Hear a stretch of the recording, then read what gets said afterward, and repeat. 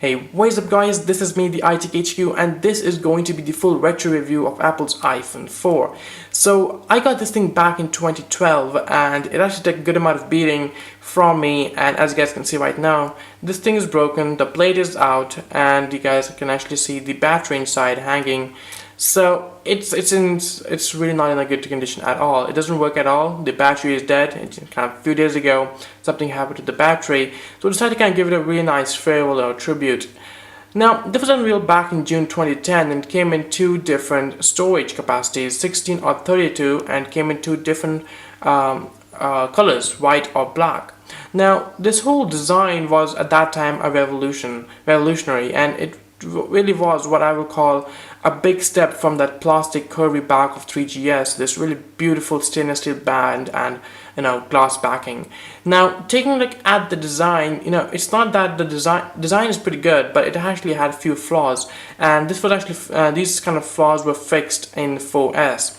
But also if you take a look at the 4S, the 5, the 5S, they all follow this design right here with the stainless steel band around and the glass back. Now let's take a look at the front of the device. So we have a 3.5 inch 640 by 960 resolution display, and this was good for about 330 ppi.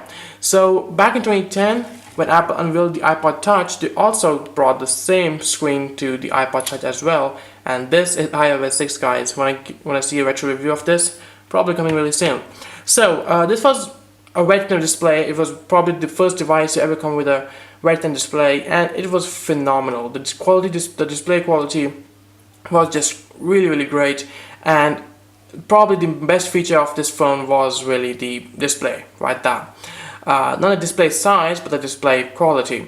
Now taking a look at the front, the top end, you guys can see we have a front-facing camera. So this was the first ever iPhone to come with a front-facing camera, and we have the receiver right there.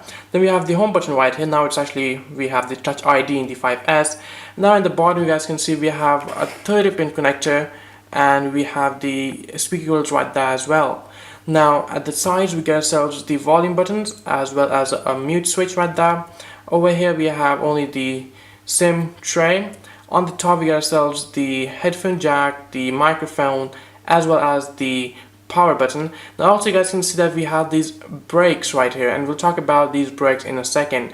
Now taking a look at the back, you guys can see we have a 5 megapixel camera. If it's an autofocusing camera with LED flash. Now this camera was just phenomenal at that time, and really it took some great photos.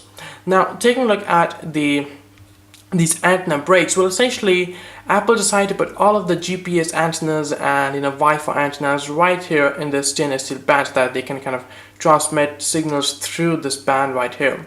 Now the design was great, it was kind of different, and as you guys can see from here till here there was like one part of the band, and then from here to here we had another kind of like a antenna right there. Even though it was great, but one problem it actually had was that if you hold this thing from like in a certain position, then you probably will be having issues with your Wi-Fi signals or your cellular signals.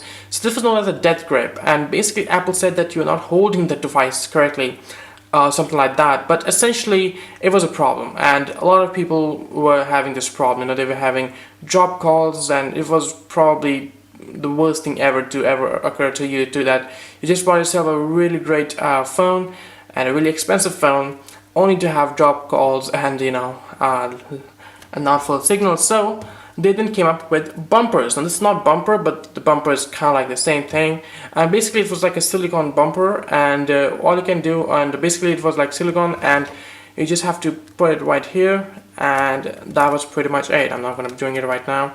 So this kind of fixed this issue, and so basically whichever way you now hold this device, you'll not be having any drop calls or any low signal strength. But in 4S this issue was fixed, and so you can now hold this thing in any position, even without the bumper. Now what is this? What is iPhone 4? Why was it so important in Apple's history? Well, iPhone 4 changed the whole design structure. They brought this really brilliant brilliant design, brilliant materials like aluminum, stainless steel, the glass. Now even though the glass was really not that good material, and then they later kind of changed it into aluminum in iPhone 5 and 5S, but at that time it just looked phenomenal.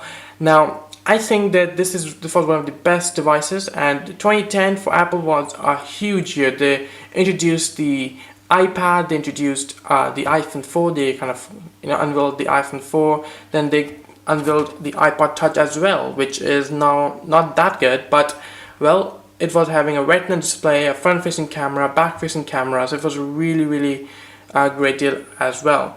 So guys, that's pretty much it guys from this video. So that's all I wanted to talk about in this video. This is Apple's iPhone 4, and in 2010 this was the best smartphone. Thank you very much for watching this video. I hope you guys enjoyed it, and if you guys are still using the Apple's iPhone 4, let me know what you guys think of this whole retro review, and let me know what you guys think of iPhone 4 as well. And I kind of used it until now, and now I think it's time to kind of do a change. Probably going to go for the iPhone 5, or maybe going to look into Android market. Okay, thank you very much for watching the video. Hope you guys enjoyed it, and I'll catch you all in my next video. Peace out.